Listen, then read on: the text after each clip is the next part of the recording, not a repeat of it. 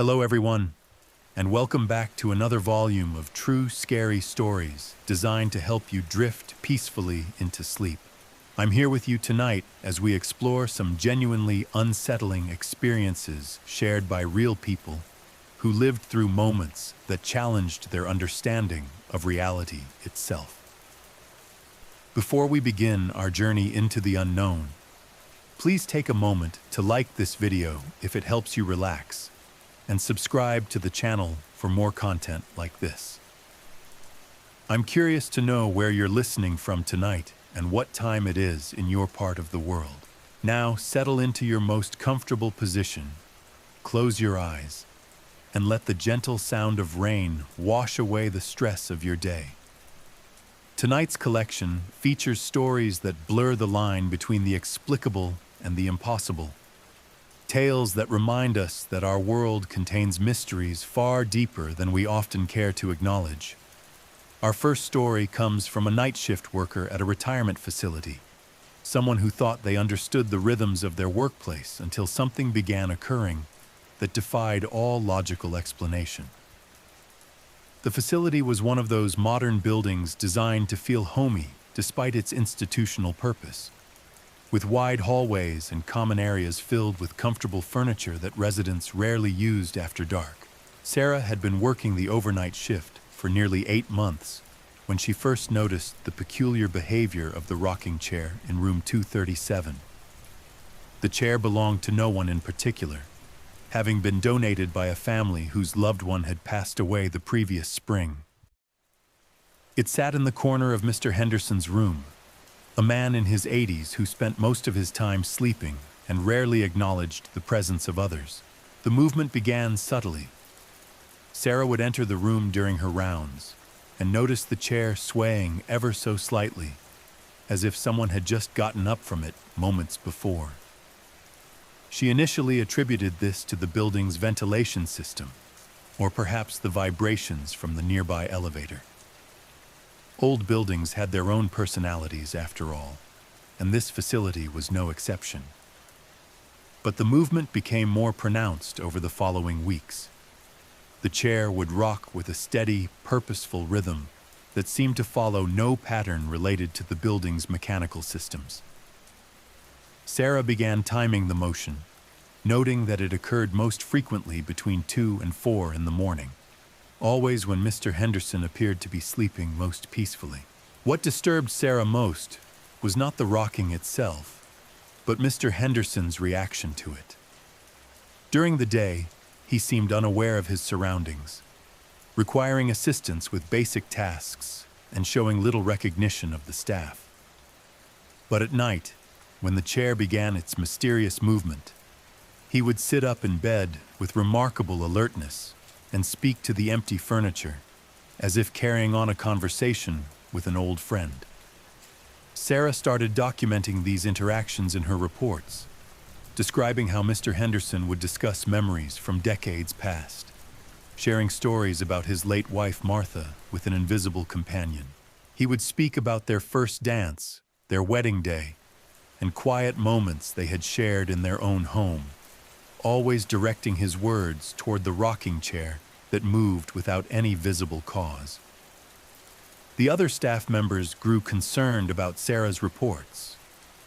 During shift changes, they would exchange worried glances and suggest that she might be experiencing stress-related hallucinations. The day shift nurses reported that Mr. Henderson spent his daylight hours in his usual unresponsive state, showing no signs of the lucidity Sarah described witnessing during the night hours. Determined to prove she was not imagining these events, Sarah began staying closer to room 237 during her rounds. She would position herself just outside the doorway, listening to Mr. Henderson's side of what appeared to be intimate conversations with someone she could not see. His voice would take on a warmth and clarity that seemed impossible given his usual condition. One particularly quiet Tuesday night, Sarah decided to enter the room while Mr. Henderson was speaking to the chair. She had heard him discussing plans for their anniversary celebration, describing flowers he wanted to bring and a restaurant they used to visit. As she stepped into the room, both the conversation and the rocking stopped immediately. Mr. Henderson looked at her with confusion, as if seeing her for the first time, then lay back down without another word. The silence that followed felt heavy and expectant. Sarah stood there for several minutes, watching the now motionless chair and trying to understand what she had interrupted. When she finally left the room, she could hear the rocking resume before she had taken 3 steps down the hallway. Sarah began researching the chair's history, contacting the family who had donated it. She learned that it had belonged to Martha Henderson, Mr. Henderson's wife of 53 years. Martha had spent her final months in that very chair, positioned by the window of their home so she could watch the birds in their garden. According to the family, she had passed away peacefully in that chair on a spring morning while Mr. Henderson was preparing her breakfast. The revelation should have provided closure, but instead it deepened Sarah's unease. If the chair carried some connection to Martha Henderson, what did that mean for the conversations she witnessed? Was Mr. Henderson's mind creating elaborate fantasies, or was something else occurring that transcended normal understanding? Sarah decided to test her theory by speaking to the empty chair during one of Mr. Henderson's episodes. She entered the room while he was in the middle of describing a vacation they had taken to the mountains, his voice animated with joy as he recalled details from decades past. When she addressed Martha by name, asking if she was present, the rocking stopped immediately. Mr. Henderson turned to Sarah with an expression of profound sadness. He told her that Martha didn't like strangers interrupting their time together, that she had become shy about appearing when others were around. The way he spoke suggested complete conviction in Martha's presence, as if Sarah's inability to see her was simply a limitation of perception rather than evidence of absence. That night marked a turning point in Sarah's experience. She began to sense a presence in the room even when the chair was still. The air would feel different when she entered, thicker somehow, as if another person's breathing was mixing with her own.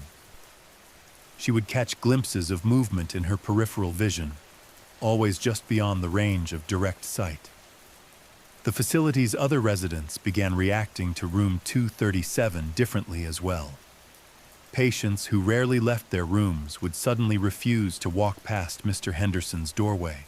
Some would stop in the hallway and wave at something inside the room, smiling with recognition despite their usual confusion about their surroundings. Sarah found herself both fascinated and frightened by these developments. Her scientific training told her to seek rational explanations for everything she observed, but the consistency and specificity of the phenomena challenged her skepticism. The rocking chair had become the center of something that defied easy categorization. One evening, Sarah discovered Mr. Henderson standing beside the chair rather than lying in his bed. He was holding what appeared to be an invisible hand, swaying gently as if dancing to music only he could hear. His movements were careful and deliberate, showing a physical coordination that his medical condition should have made impossible. When she asked him what he was doing, he explained that Martha loved to dance and that she had been feeling lonely lately. He said the chair reminded her of home, but what she really missed was the freedom to move around their old house together. Sarah watched this elaborate performance with growing amazement, noting how Mr. Henderson's entire demeanor had transformed from his usual vacant state into something vibrant and purposeful. The dancing episodes became regular occurrences, always taking place during the early morning hours when the facility was at its quietest. Sarah began to look forward to these moments, finding something beautiful in Mr. Henderson's obvious joy as he moved through what appeared to be familiar choreography with his unseen partner. But the phenomena were not limited to movement and conversation. Sarah started noticing that the room's temperature would drop significantly during these episodes, her breath becoming visible in the suddenly cold air. The change was dramatic enough that she began bringing a thermometer during her rounds, documenting temperature drops of 15 to 20 degrees that lasted exactly as long as Mr. Henderson's interactions with the chair. These temperature changes were accompanied by other sensory anomalies. Sarah would sometimes smell perfume that reminded her of flowers from another era, a scent that had no source in the sterile environment of the care facility. The fragrance was subtle but distinct, appearing only when the chair was in motion and disappearing the moment the rocking stopped. The culmination of Sarah's experience came on a particularly quiet Thursday morning. She had entered room 237 to find Mr. Henderson sitting peacefully in his bed, apparently asleep, while the rocking chair moved with unusual vigor. As she watched, the chair's motion began to slow gradually until it came to a complete stop. At that moment, Mr. Henderson opened his eyes and looked directly at Sarah with perfect clarity. He told her that Martha wanted to thank her for being so patient and understanding. He explained that Martha knew her presence was confusing for people, but she couldn't bear to leave him alone in this strange place. She would stay as long as he needed her, helping him feel less afraid and less confused about where he was. Then Mr. Henderson smiled with a serenity Sarah had never seen from him before, and he closed his eyes for the final time. The facility's medical team would later determine that he had passed peacefully in his sleep, his vital signs showing no distress or struggle. When Sarah returned to check on him an hour later, she found him looking more at peace than she had ever witnessed during his time at the facility. What happened next would stay with Sarah for the rest of her career. As she stood beside Mr. Henderson's bed, processing the reality of his passing, the rocking chair began to move one last time. But this movement was different from all the others she had observed. The chair rocked slowly, deliberately, with a finality that felt like a farewell. After several minutes, it came to rest and never moved again. The chair was removed from the facility the following day, donated to a local charity shop where it would presumably find its way to another home. Sarah never learned what became of it, but she often wondered if its new owners would experience the same mysterious phenomena that had captivated and unsettled her for so many months. Our second story takes us to a different kind of institutional setting, where the boundaries between past and present seemed to collapse in ways that challenged everything the witness thought they knew about the nature of time that had been converted into office itself. David worked as a security guard at an old courthouse space. The building dated back to the early 1900s and retained much of its original character, with high ceilings, ornate moldings, and long corridors that seemed to stretch endlessly in the dim emergency lighting that illuminated the space after hours. The building housed various small businesses and professional offices, all of which closed by 6 in the evening, leaving David alone with the ghosts of legal proceedings that had taken place within those walls for over a century. He had taken the job because he enjoyed solitude and found comfort in the predictable routine of walking the empty hallways, checking doors, and ensuring that everything remained secure until morning. During his first few weeks on the job, David noticed that certain areas of the building felt different from others. The third floor, which had once housed the main courtroom, retained an atmosphere of formality and tension that seemed to persist long after the last case had been decided there. Even with modern office furniture and contemporary lighting, the space felt heavy with the weight of countless human dramas that had unfolded within its walls. David's first unusual experience occurred on a Tuesday night in October. He was conducting his routine patrol of the third floor when he heard what sounded like muffled voices coming from the old courtroom space. The sound was too faint to distinguish individual words, but the rhythm and cadence suggested formal speech, the kind of measured dialogue that might occur during legal proceedings. Initially, David assumed that one of the tenants had left a television or radio playing, He checked each office systematically, but found no electronic devices that could account for the sounds he had heard. The voices continued intermittently throughout the night, always emanating from the general direction of the former courtroom, but never quite loud enough to pinpoint their exact auditory anomalies became. David began to recognize patterns more frequent and more distinct source. Over the following weeks, these in the sounds, moments that seemed to correspond to different phases of court proceedings. There would be periods of animated discussion followed by intervals of respectful silence, as if witnesses were giving testimony or judges were delivering verdicts. The phenomenon was not limited to voices. David started hearing other sounds that seemed consistent with courtroom activity: the shuffling of papers, the creaking of wooden benches, footsteps moving across hardwood floors, and the occasional sharp rap that might have been a gavel striking its block. These sounds always occurred between midnight and 4 in the morning, during the hours when the building was most deeply quiet. David began documenting these experiences in his security log, noting the rations of the various times and due sounds he encountered. He discovered that the phenomena followed a weekly pattern, with the most intense activity occurring on Tuesday and Wednesday nights. This schedule seemed to correspond with information he found in the building's historical records, which indicated that court sessions had traditionally been held on those days of the week.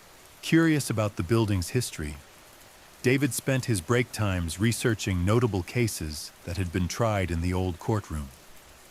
He learned about murder trials, civil disputes, and various other legal proceedings that had taken place there over the decades. Some cases had attracted significant public attention, while others had been routine matters that barely merited newspaper coverage. One case in particular caught David's attention: the trial of a local businessman accused of embezzling funds from his company in 1957. The proceedings had been contentious, with heated arguments between the prosecution and defense attorneys. According to newspaper accounts, the defendant had maintained his innocence throughout the trial, but had ultimately been convicted and sentenced to 10 years in prison. What made this case particularly interesting was that the defendant had died of a heart attack in the courtroom immediately after his sentence was announced. The newspaper reported that he had stood to address the court one final time, proclaiming his innocence, when he suddenly collapsed. Despite the efforts of medical personnel, he could not be revived. David found himself thinking about this case frequently, especially during his night patrols when the voices from the old courtroom seemed particularly active. He began to wonder if the sounds he was hearing might be connected to that long-ago tragedy. Perhaps some kind of psychic residue from an event so emotionally charged that it had somehow imprinted itself on the physical space. The idea seemed absurd when he considered it rationally, but David could not ignore the consistency and specificity of what he was experiencing. The voices always followed the same general pattern, building to moments of apparent crisis before falling silent. The timing corresponded exactly with the historical records of court sessions, and the emotional intensity of the sounds matched what he would expect from high-stakes legal proceedings. David's most dramatic encounter occurred on a Wednesday night in November. He was walking past the old courtroom when the voices suddenly became much clearer and more distinct than ever before. For the first time, he could make out individual words and phrases, spoken in the formal language of legal proceedings, but with an emotional urgency that sent chills down his spine. He heard what sounded like a man's voice declaring his innocence with increasing desperation, interrupted by other voices that seemed to be presenting evidence against him. The exchange grew more heated, with multiple speakers talking over each other in a cacophony of accusation and denial that built to a crescendo before ending abruptly in complete silence. David stood frozen in the hallway, his heart pounding as he processed what he had just heard. The silence that followed felt different from the usual quiet of the empty building. It was heavy with finality, as if some long-pending resolution had finally been reached. When he checked his watch, he realized that exactly 10 minutes had passed since the voices had begun. Though it felt like he had been listening for much longer, from that night forward, the voices became less frequent and less distinct. David would still hear occasional murmurs and fragments of conversation during his patrols, but the intense emotional episodes that had characterized his earlier experiences gradually faded away. It was as if whatever presence had been replaying that courtroom drama had finally found a way to move beyond it. The building's atmosphere changed as well. The third floor no longer felt heavy with unresolved tension, and David found that his patrols became more routine and less emotionally draining. The sense of being observed, which had been a constant presence during the height of the phenomena, gradually diminished until he once again felt truly alone during his night shifts. David never learned whether his experiences had any basis in objective reality, or whether they were products of his own imagination working overtime in the suggestive environment of the old courthouse. He chose not to research the case further or to seek out additional information about the building's history. Some questions, he decided, were better left unanswered. Our third story comes from a woman whose encounter with the unexplained occurred in the most ordinary of settings, reminding us that mystery can intrude upon our daily lives without warning or invitation. Rebecca had always been practical about supernatural claims, approaching such stories with healthy skepticism and a preference for logical explanations. She worked as an accountant for a small firm, lived in a modest apartment, and maintained routines that gave her life structure and predictability. The last thing she expected was to find herself at the center of an experience that would challenge everything she thought she knew about the nature of reality. The incidents began with her car radio, which started behaving strangely during her morning commute, to would spontaneously change work.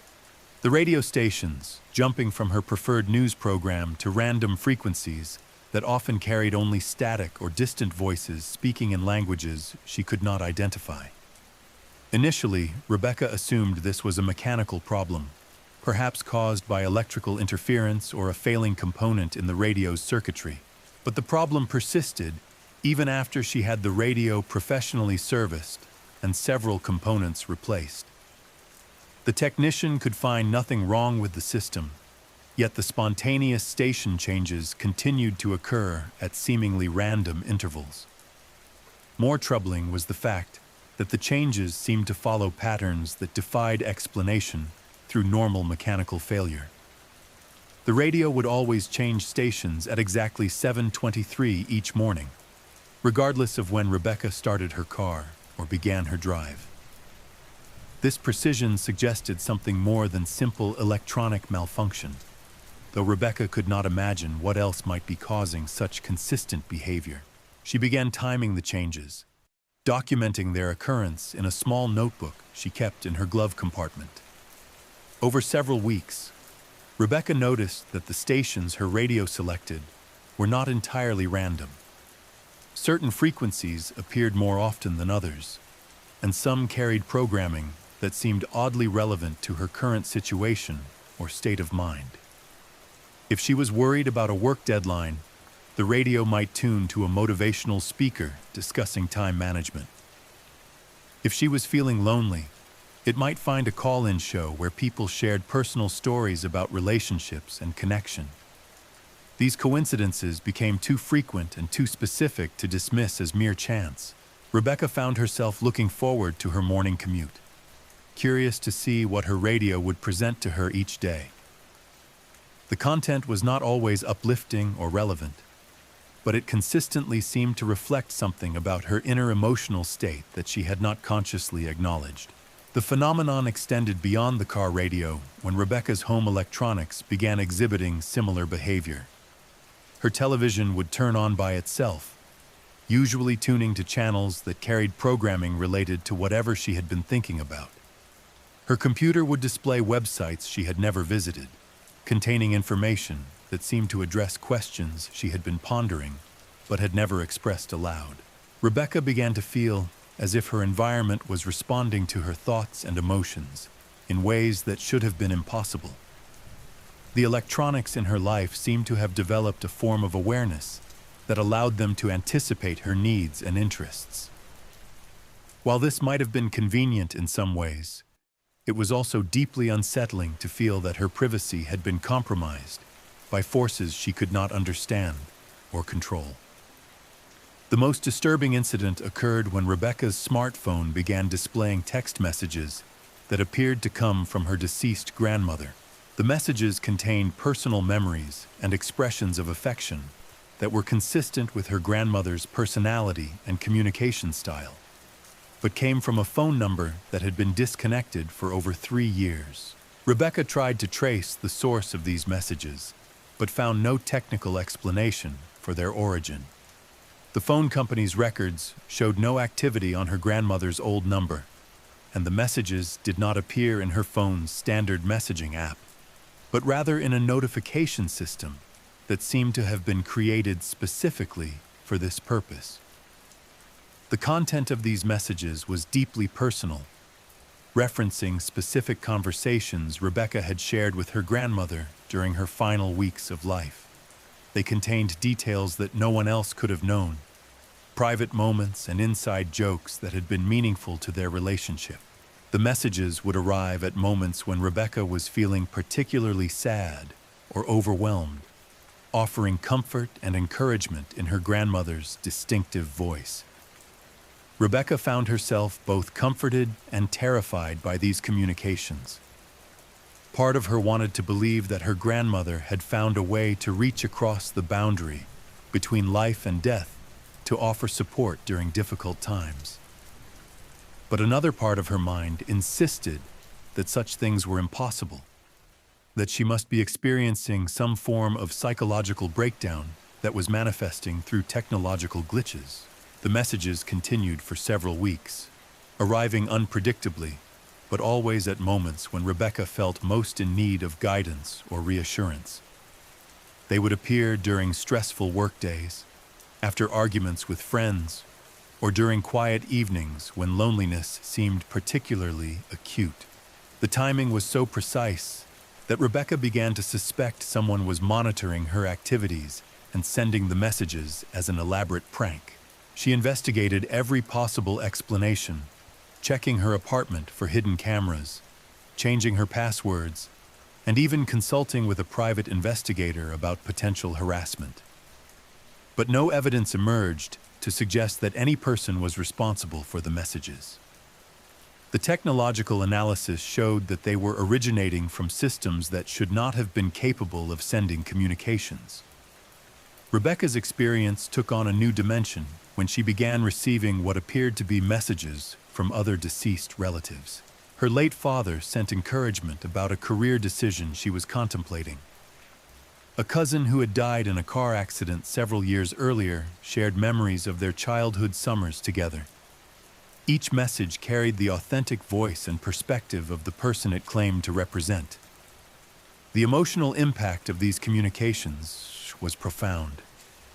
Rebecca found herself engaging in conversations with the deceased members of her family, typing responses to their messages and receiving replies that continued the dialogue in meaningful ways. These exchanges provided comfort during a period of her life when she had been feeling increasingly isolated and disconnected from others. But the phenomenon also brought anxiety and confusion. Rebecca questioned her own sanity, wondering if grief and loneliness had finally overwhelmed her ability to distinguish between reality and wishful thinking. She considered seeking professional help, but worried about how to explain experiences that sounded delusional even to her own ears. The situation reached a crisis point when Rebecca received a message that seemed to predict future events. Her grandmother's communication warned her about a potential accident that could be avoided by changing her usual route to work. Rebecca initially dismissed this as coincidence, but when she later learned that a serious collision had indeed occurred at the exact location and time mentioned in the message, she was forced to reconsider the nature of what she was experiencing. This predictive element transformed Rebecca's relationship with the messages from acceptance to active engagement. She began asking specific questions about upcoming decisions and challenges, receiving guidance that proved remarkably accurate and helpful. The communications seemed to draw upon knowledge that extended beyond what any individual person could have possessed in life. Rebecca's electronic devices became conduits for a form of interaction that defied every assumption she had held about death and consciousness. The messages suggested that awareness continued beyond physical death, and that those who had passed away retained concern for the living. They implied that the boundary between life and death was more permeable than she had ever imagined. The intensity of these experiences gradually diminished over time. The messages became less frequent and less detailed, as if the energy required to maintain contact was becoming increasingly difficult to sustain. Rebecca's final communication from her grandmother was brief but profound, expressing love and encouragement, while suggesting that it was time for Rebecca to move forward without relying on guidance from beyond. When the messages finally stopped completely, Rebecca felt a mixture of relief and loss. The experience had provided comfort during a difficult period of her life, but it had also created a dependence on supernatural guidance that was not sustainable in the long term. She was left with questions about the nature of consciousness and death that would influence her worldview for years to come. Rebecca never found a satisfactory explanation for what had occurred with her electronic devices. She chose not to discuss the experience with friends or family, recognizing that such claims would be met with skepticism or concern about her mental health. Instead, she carried the memory of those communications as a private source of comfort and mystery. The practical effects of her experience were subtle but lasting.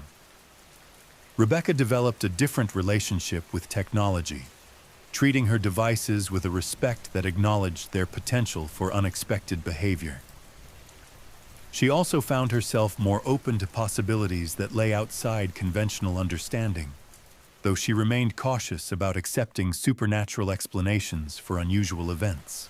Our fourth story brings us to an encounter that occurred in the professional world, where the familiar environment of an office building became the setting for phenomena that challenged the witness's understanding of time and causation. Marcus worked as a data analyst for a consulting firm housed in a converted warehouse in the industrial district of a mid-sized city. The building retained much of its original character, with exposed brick walls, high ceilings supported by steel beams, and large windows that provided natural light during the day, but created deep shadows after sunset. The company occupied the third floor, sharing the building with several other businesses that operated during normal business hours. Marcus often worked late, finding that the quiet evening hours allowed him to concentrate more effectively on complex analytical projects that required sustained focus and attention to detail. During these late-night sessions, Marcus became familiar with the building's particular acoustics and the sounds that marked the transition from day to evening. He could hear the elevator carrying the last employees to the parking garage, the security guard making his rounds, and the gradual settling of the building as it cooled from the day's accumulated heat. Marcus first noticed the unusual sounds on a Thursday evening in March. He was working alone on the third floor when he began hearing what sounded like office activity coming from the floor above. This was puzzling because he knew that the fourth floor housed only storage space and mechanical equipment, with no active business operations that would generate such sounds. The noises included footsteps, the rolling of office chairs, the opening and closing of file cabinets, and the general bustle of people moving about and conducting business. These sounds continued for over an hour, creating the impression of a busy office environment, despite the fact that Marcus knew the space to be empty and unused. Initially, Marcus assumed that building maintenance was conducting some kind of work on the fourth floor. though it seemed unusual for such activities to take place during evening hours. He made a mental note to ask the building manager about the situation, but quickly became absorbed in his work and forgot about the incident until it happened again several nights later. The pattern of sounds from the fourth floor became a regular occurrence during Marcus's late-night work sessions. The activity would typically begin around 8 in the evening and continue until nearly midnight, following rhythms that suggested a normal business day compressed into evening hours. Marcus began to time these episodes, noting their consistency and duration. Curiosity eventually overcame his reluctance to investigate. During one of these mysterious office sessions above, Marcus decided to venture up to the fourth floor to see what was actually happening. He took the elevator up one level and found himself in a space that was clearly being used for storage, with boxes, old furniture, and mechanical equipment scattered throughout the area. The space was completely dark and obviously unoccupied, yet Marcus could still hear the sounds of office activity. The noises seemed to be coming from all around him, creating the auditory impression of a busy workplace that his eyes could not see. He stood in the darkness, listening to footsteps that left no traces, chairs that rolled across floors without moving, and voices that spoke too quietly to be understood. Marcus used his phone's flashlight to examine the area more carefully, looking for any equipment or activity that might explain the sounds he was hearing. He found nothing that could account for the complex acoustic environment that surrounded him. The sounds continued unabated, unaffected by his presence or his attempts to locate their source. This investigation marked the beginning of a more intensive exploration of the fourth floor's mysteries. Marcus began visiting the space regularly during his evening work sessions, documenting the sounds he encountered and trying to identify patterns that might provide clues about their origin. He discovered that the phantom office activity followed a schedule that seemed to correspond to normal business hours, but displaced in time. The sounds would begin at 8 in the evening, suggesting a workday that started at that hour rather than in the morning. Coffee breaks seemed to occur around 9:30, lunch around 1 in the morning, and the end of the workday near midnight. Marcus began to research the building's history, hoping to find information that might explain the unusual phenomena he was experiencing. He learned that the fourth floor had indeed housed office space in the past, serving as headquarters for a small manufacturing company that had operated there during the 1970s and 80s. The company had been successful for many years, employing dozens of people who worked regular business hours in the space that was now used only for storage. According to public records, the business had closed suddenly when its owner died unexpectedly, leaving employees to find other work and the space to be converted to its current use. This historical information provided context for the sounds Marcus was hearing, but it also raised disturbing questions about the nature of what he was experiencing. If the auditory phenomena were somehow connected to the former office environment, what did that suggest about the persistence of past events in physical spaces? Marcus's research revealed additional details about the company's final days. The owner had been working increasingly long hours in the months until midnight or later. Employees had expressed before his death, often staying in the office, concerned about his health and stress levels, but he had insisted that the company's survival depended on his personal dedication to solving its financial problems. The owner had died of a heart attack while working alone in his office on a Thursday evening, found the next morning by employees who arrived for the regular business day. The tragedy had shocked everyone associated with the company and led to its immediate closure, as no one else was prepared to take over the complex operations the owner had been managing single-handedly. These details provided an unsettling parallel to Marcus's own situation, working alone in the building during evening hours and often staying until midnight or later. The coincidence made him uncomfortable, though he tried to dismiss any superstitious concerns about the similarity between his routine and that of the deceased business owner. The phenomena on the fourth floor began to affect Marcus's ability to concentrate on his own work. The sounds from above would distract him from complex analytical tasks, and he found himself listening for changes in the phantom office activity rather than focusing on his computer screen. The awareness that something unexplained was occurring just one floor above created a persistent sense of unease that interfered with his productivity. Marcus considered changing his work schedule to avoid the evening hours when the sounds were most active. But the quiet daytime environment was less conducive to the focused concentration his projects required. He felt caught between his professional needs and his growing discomfort with the building's mysterious acoustic phenomena. The situation escalated when Marcus began hearing his own voice among the sounds from the fourth floor. During one late-night work session, he distinctly heard someone speaking in his voice, though he could not make out the specific words being said. The experience was deeply unsettling, suggesting that whatever was creating the phantom office sounds had somehow incorporated his presence into its acoustic repertoire. This personal element transformed Marcus's relationship with the phenomena from curiosity to genuine concern. The sounds were no longer just mysterious background noise, but had become something that seemed to be aware of and responsive to his presence in the building. The boundary between observer and participant had been crossed in a way that made him question his safety and sanity. Marcus began limiting his late-night work sessions, leaving the building by 7 in the evening to avoid the hours when the fourth-floor activity was most intense. This change in routine affected his productivity and required him to adjust his approach to complex projects, but it provided relief from the psychological pressure of working in an environment where unexplained phenomena seemed to be monitoring his activities. The experience left Marcus with questions about the nature of consciousness and the persistence of human activity in physical spaces. He wondered whether intense emotional experiences could somehow imprint themselves on buildings, creating auditory echoes that persisted long after the original events had ended. The possibility suggested a universe far more complex and mysterious than he had previously imagined.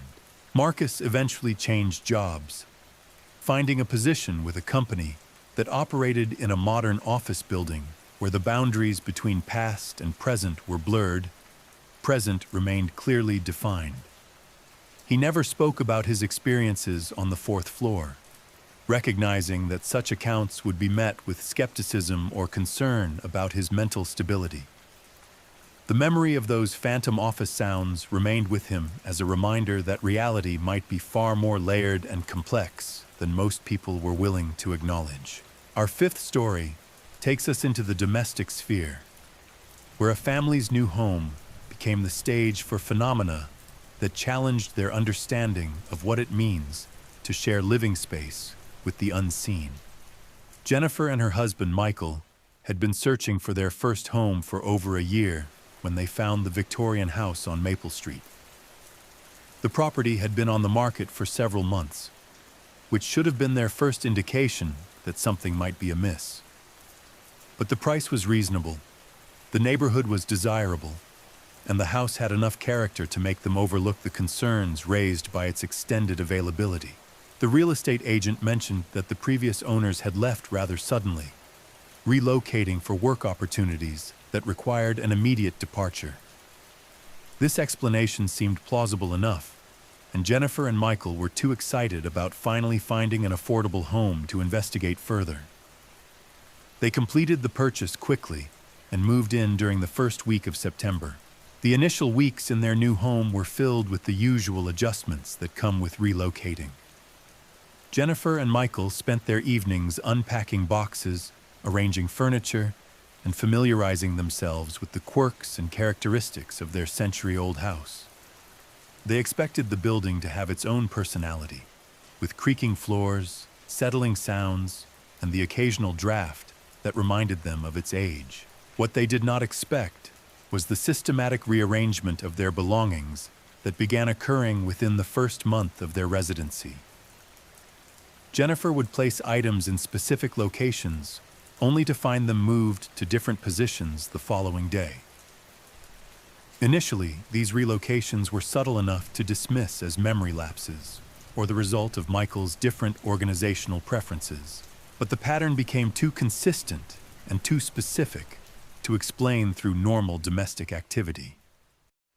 Books would migrate from shelves to tables overnight. Kitchen utensils would appear in drawers where they had never been placed. Clothing items would be found neatly folded in rooms where they did not belong.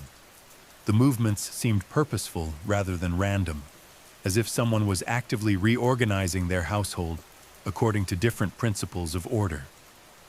Jennifer began documenting these incidents, taking photographs of room arrangements before going to bed and comparing them to what she found in the morning. The differences were undeniable and often quite dramatic.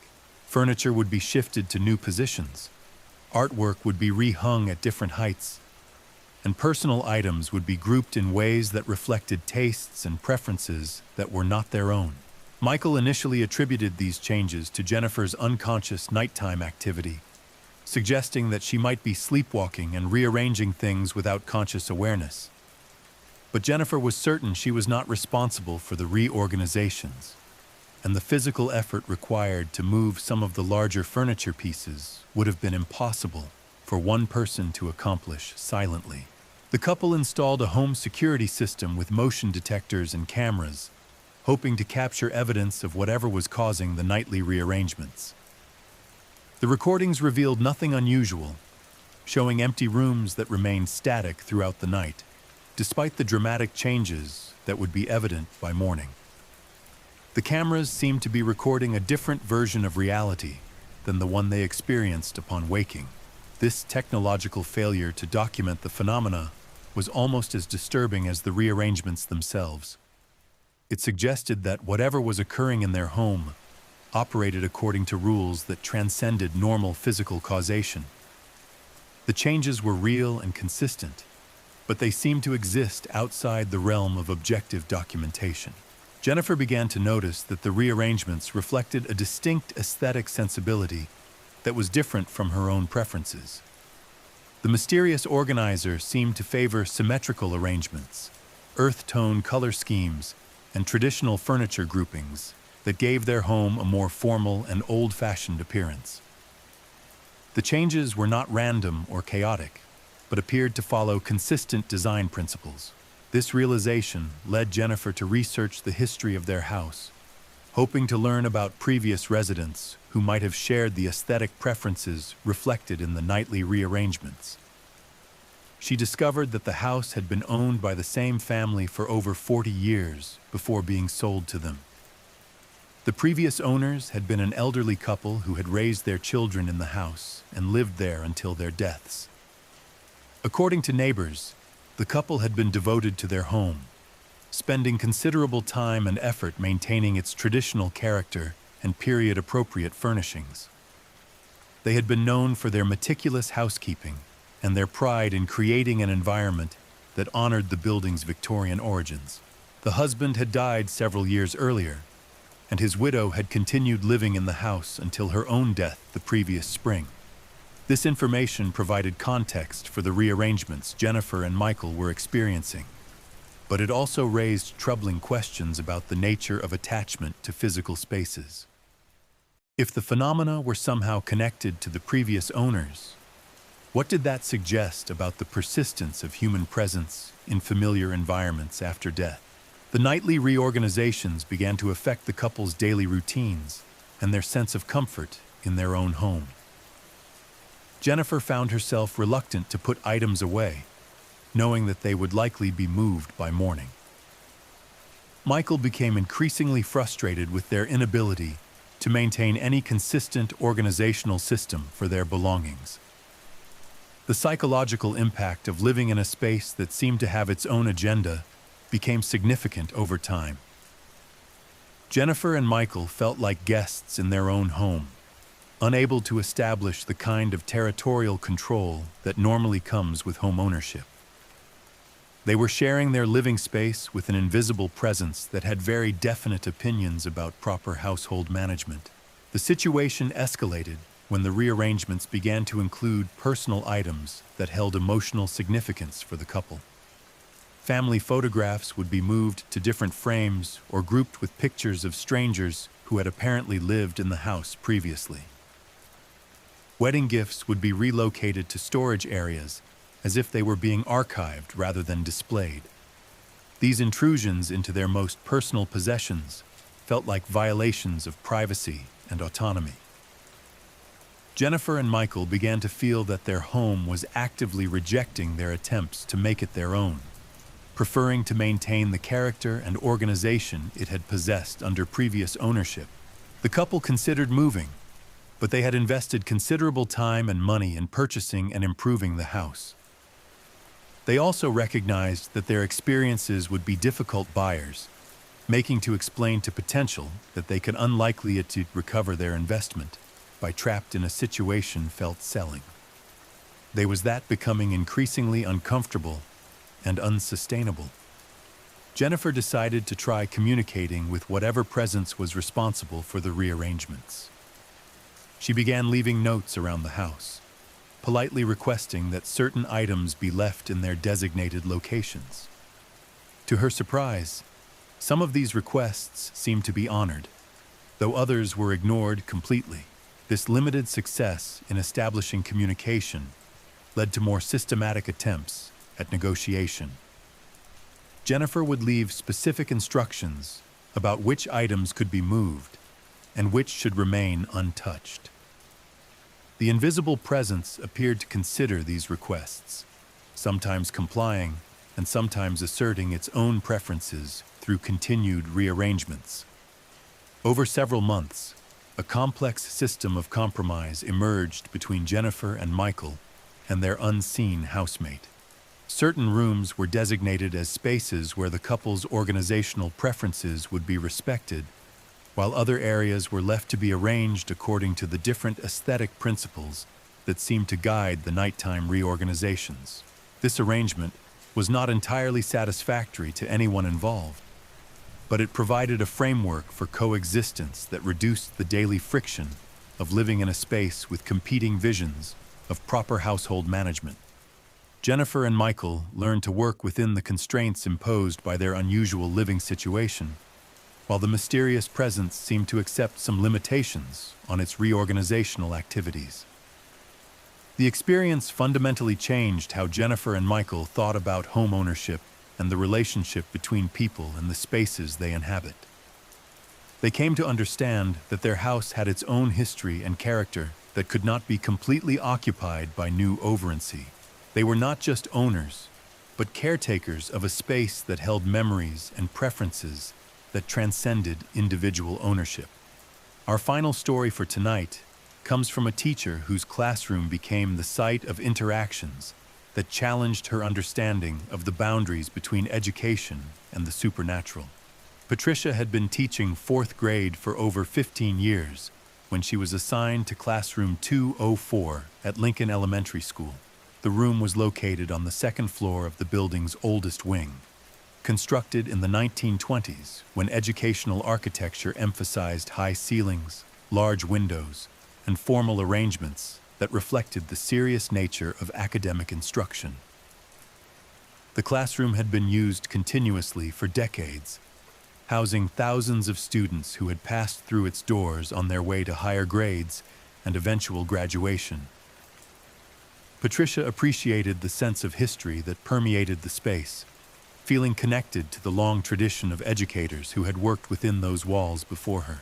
During her first few weeks in the new classroom, Patricia noticed that certain areas of the room seemed to attract unusual amounts of student attention. Children would frequently glance toward the corner near the windows, sometimes waving or nodding as if acknowledging someone who was not visible to adult eyes. When questioned about this behavior, the students would typically claim they were just looking outside or stretching their necks. Patricia initially attributed this pattern to normal childhood distractibility, perhaps enhanced by the interesting view from the second-floor windows. But the consistency of the behavior, particularly the way students would focus on the same specific corner, suggested something more systematic than random attention wandering.